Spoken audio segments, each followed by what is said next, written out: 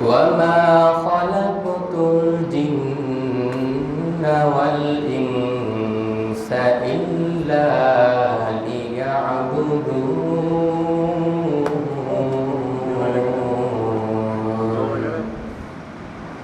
وقال النبي صلى الله عليه وسلم من صام رمضان إيمانا واحتسابا غفر له ما تقدم من ذنبه أو كما قال النبي صلى الله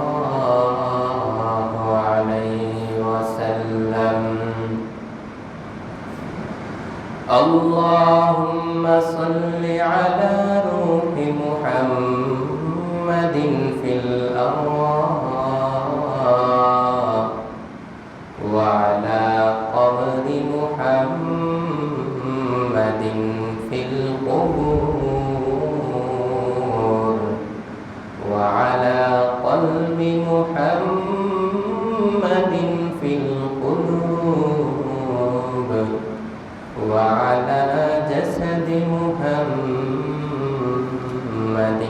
في الأجساد سبحانك لا علم لنا إلا ما علمتنا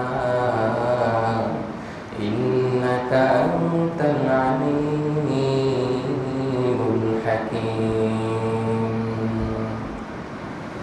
الحمد لله আমরা সর্বপ্রথম মহান রব্বে কারীম আল্লাহ তাআলার কাছে লাখো কোটি শুকরিয়া জ্ঞাপন করি যিনি আমাদেরকে পবিত্র মাসের মধ্যে পবিত্র দিন জুমার দিন আমাদেরকে জুমার নামাজ আদায় করার তৌফিক দান করেছেন। এই জন্য আমরা মহান রব্বে কারীম আল্লাহ তাআলার কাছে কালিমাতুশ শুকর আদায় করি, সবাই জোরে জোরে বলি আলহামদুলিল্লাহ।